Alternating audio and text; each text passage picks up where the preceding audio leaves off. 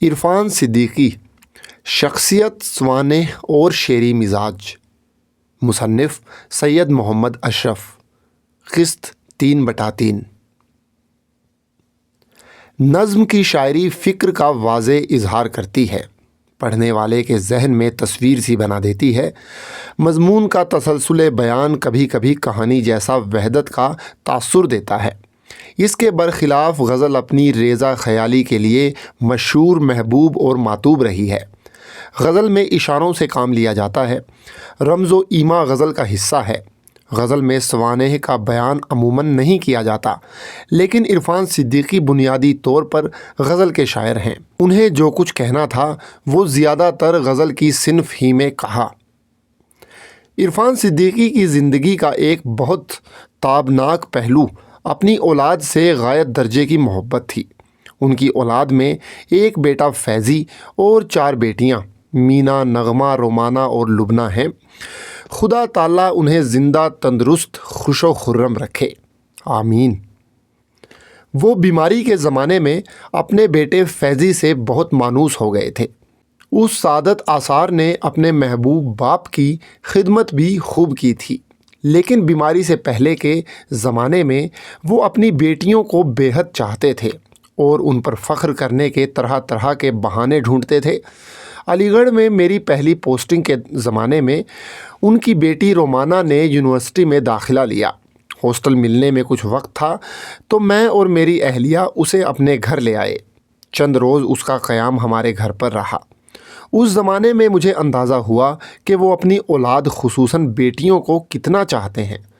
اپنی بیٹیوں کے نام ان کی نظم پڑھنے سے تعلق رکھتی ہے۔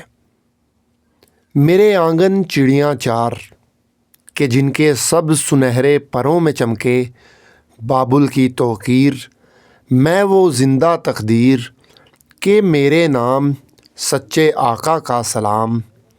میرے پیچھے زندہ چڑیوں کی دشمن کالی صدیاں، میرے آنگن نور کی ندیاں۔ میرے آنگن کی چڑیاں 4 کہ جن سے دل کا پتھر موم، میری آنکھوں میں مہتاب۔ میرے شانوں کے شجر شاداب، میری دیواروں پر برکت والی روشنیوں کا نزول۔ میرے ہاتھوں اجلے پھول، میرے پورب، پچھم، اتر، دکھن۔ صبحوں کی چہکار، سہانے گاؤں کریں آثار۔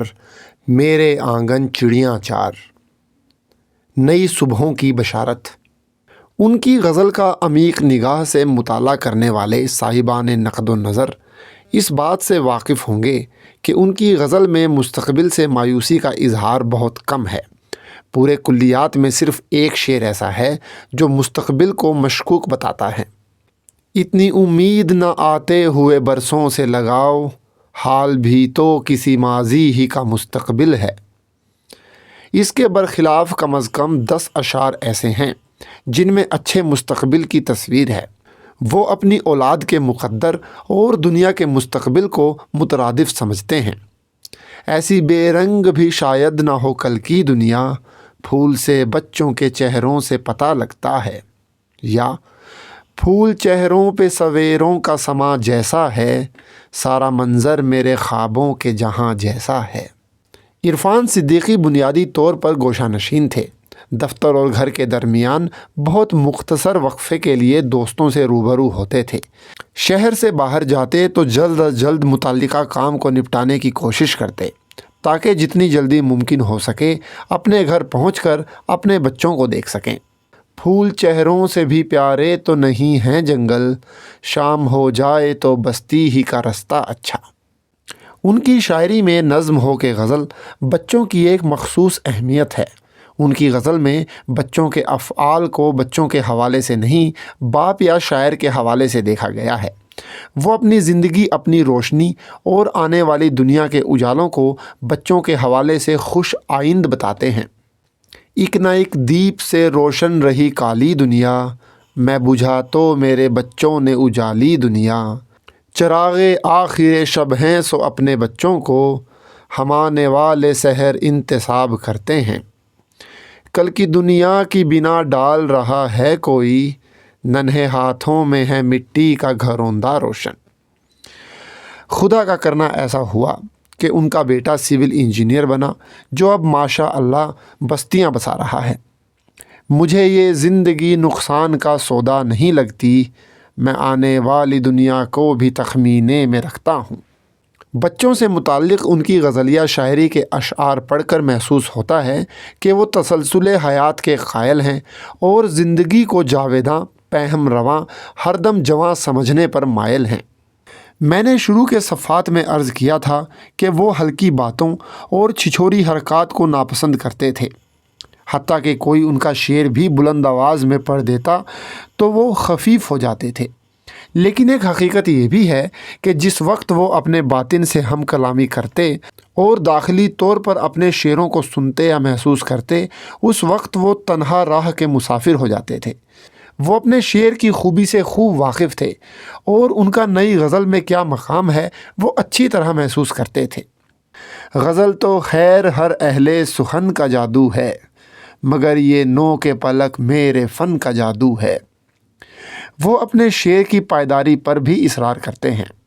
میں یہ کیوں سوچوں کہ ایک موج مٹا دے گی اسے، ریگِ ساحل پہ کوئی نقش کف پا لکھوں۔ عرفان صدیقی کو اپنی شعری دنیا کی انفرادیت کا شدید احساس تھا، لیکن عام گفتگو میں وہ اس احساس کو کبھی اعلان نہیں بناتے تھے۔ البتہ اشعار کے پردے میں اپنی شاعری سے متعلق اپنے تاثرات بیان کرنے میں انہیں کوئی باک نہیں تھا۔ شمع تنہا کی طرح صبح کے تارے جیسے، شہر میں ایک ہی دو ہوں گے ہمارے جیسے، یا کچھ تو ہو جو تجھے ممتاز کرے اوروں سے، جان لینے کا ہنر ہو کہ مسیحائی ہو۔ نقشے پا ڈھونڈنے والوں پہ ہنسی آتی ہے، ہم نے ایسی تو کوئی راہ نکالی بھی نہیں۔ میں اپنے نقد سخن کی زکوٰۃ بانٹتا ہوں، میرے ہی سکے میرے ہم سخن اچھالتے ہیں۔ وہ مشاعروں میں بہت کم شرکت کرتے تھے، اکثر چھوٹی چھوٹی نشستوں میں اپنا کلام سناتے تھے۔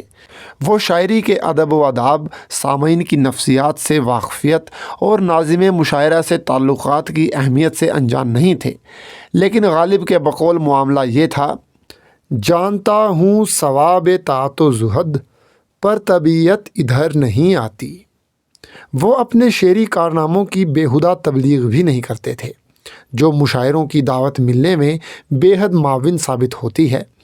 اس موضوع پر بھی ایک طنزیہ شعر کہا تھا: تم بتاتے تو سمجھتی تمہیں دنیا عرفان، فائدہ عرض ہنر میں ہے ہنر میں کیا تھا۔ زندگی کے آخری ایام میں انہوں نے ایک گہرا دکھ جھیلا۔ صدی کی ابتدا میں گجرات میں جو کچھ ہوا اس نے ان کے دل پر گہرا اثر چھوڑا۔ ان کی طبیعت بے حد حساس تھی اور وہ بہت زود رنج تھے۔ عالمی منظرنامے یا ملکی سطح پر کوئی ظلم دیکھتے تو بے تاب ہو جاتے۔ اس سے پہلے بھی ایک نظم ایسے ہی ایک موقع پر کہی تھی: کاوا تو نے سنا، ماؤں کی ددھیاں لوریاں دھول میں اٹ گئیں، اور گہواروں کی ریشمی ڈوریاں کٹ گئیں، نیند کی اجلی پریوں کے پر ٹوٹ کر گر گئے، اور ننھے بدن مٹھیوں میں دبائے ہوئے اپنی مٹی کی چڑیاں دماوند کی کالی چٹان پر ریزہ ریزہ ہوئے۔ گجرات کے سانحے کا وقت وہ تھا جب ان کی بیماری کی تشخیص ہو چکی تھی۔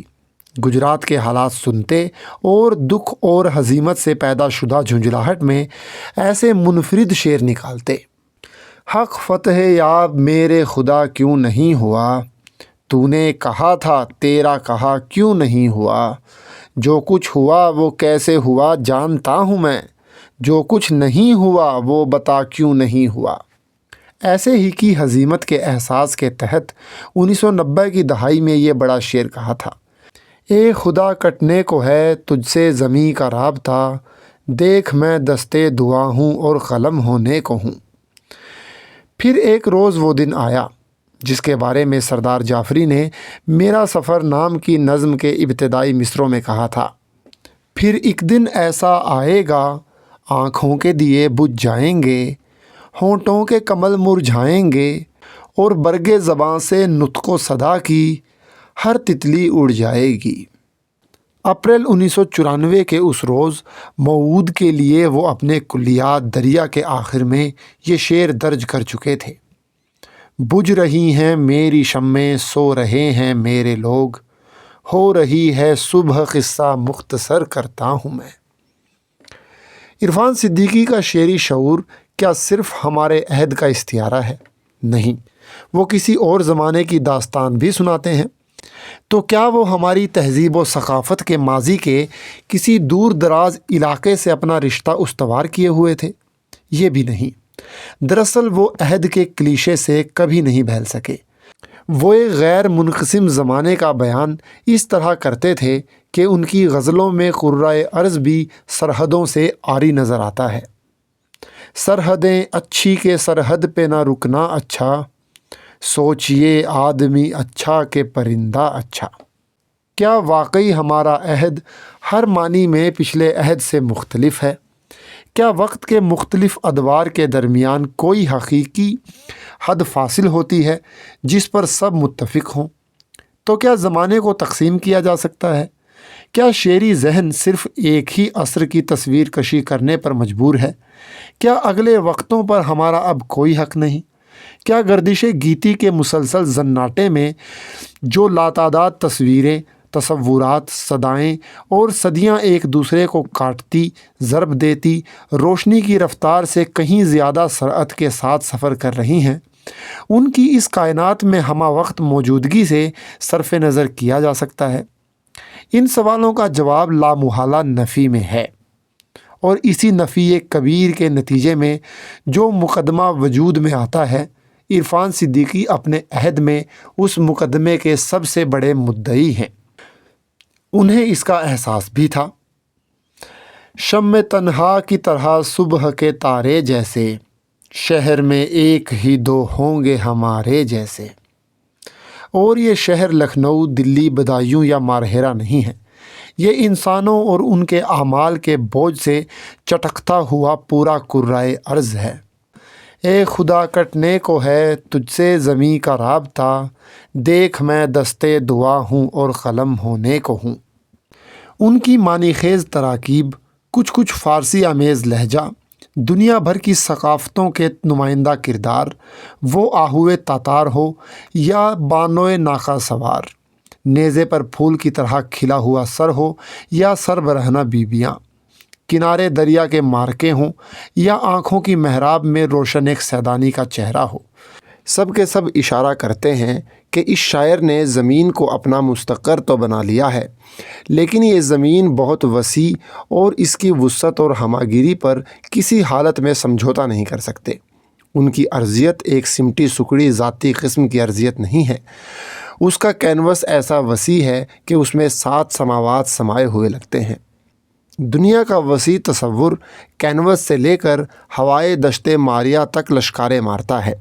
اپنی تہذیبی اور ثقافتی قدروں کا عرفان و اعلان انہیں صرف اپنی ثقافت کے دائرے میں بند نہیں رکھتا، وہ بانوئے ناقہ نشین کے ساتھ اس بنجارن کا ذکر بھی کرتے ہیں جو رکنا ہو یا چلنا ہو کوئی فکر نہیں بنجارے کو، بنجارن نئے چھپر چھائے کوچ میں پوت سہارا دے۔ دنیا میں جہاں بھی ظلم ہوا ہے اور ہو رہا ہے، وہ سب کے نوحہ خواں ہی نہیں ہیں، للکارنے کا بھی جذبہ رکھتے ہیں۔ برطانیہ جب نوآبادیات سے مجبوراً دستبردار ہوتا ہے تو وہ ٹھٹھے نہیں لگاتے، معروضی انداز میں ذکر کرتے ہیں: جن کی اقلیم پہ سورج نہیں ہوتا تھا غروب، کھولتے پھرتے ہیں خیموں کی تنابیں ہر سمت۔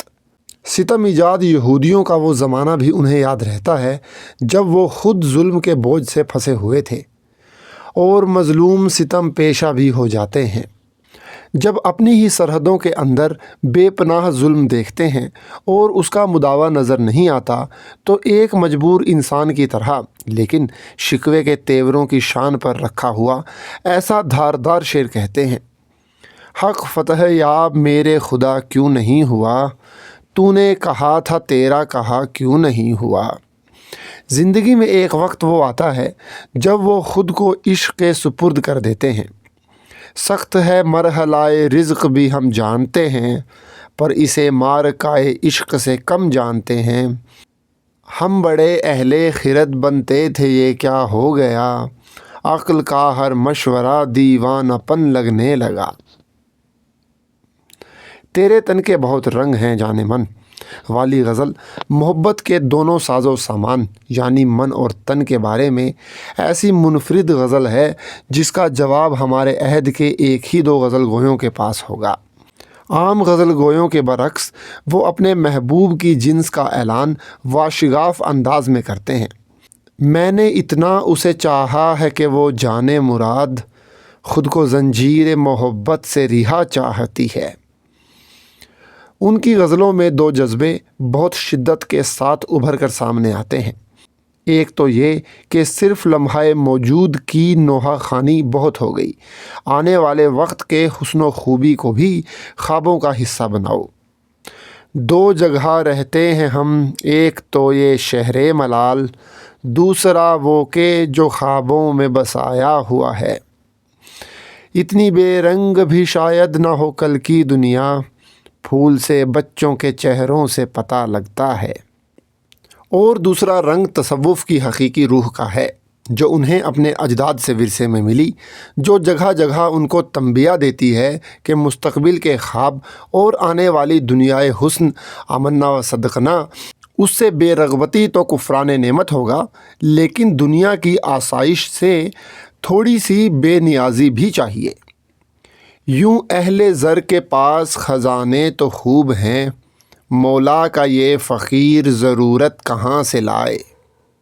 پھر بار فقیروں کا اٹھانا میرے داتا، پہلے تو یہ کشکول فقیرانہ اٹھا لے۔ مدت سے فقیروں کا یہ رشتہ ہے فلک سے، جس سمت وہ ہوتا ہے ادھر ہم نہیں ہوتے۔ عرفان صدیقی کی شاعری کی خصوصیات چند صفحات میں بیان کرنا محال ہے۔ ہوائے دشت ماریہ جو کربلا کے اشعار سے سرتاپا مزین ہے کا ذکر اس مختصر سے نوٹ کو طویل کر دے گا۔ رات تھوڑی ہے اور سوانگ بہت۔ 20ویں صدی کے اختتام پر عرفان صدیقی نے صدیوں پہ پھیلی ہوئی اردو غزل کی تابناک روایت کو ایک ایسا پھول جیسا منفرد چہرہ دیا جو بہت سے رنگوں اور خوشبوؤں اور زاویوں کا مجموعہ ہے، اور جسے دیکھ کر پتہ چلتا ہے کہ غزل جسے تنگ نائے غزل کہا گیا ہے، کس طرح ایک عبقری شاعر عرفان صدیقی کی بدولت قصبوں، شہروں، ملکوں، بر عظیم اور ظالموں اور مظلوموں اور محبت کرنے والوں اور نفرت کرنے والوں اور حاکموں اور محکوموں اور مجبوری کے احوال کو کتنی طاقت، نفاست اور اکملیت کے ساتھ بیان کرنے کا اعجاز رکھتی ہے۔ غزل تو خیر ہر اہل سخن کا جادو ہے، مگر یہ نو کے پلک میرے فن کا جادو ہے۔ 2015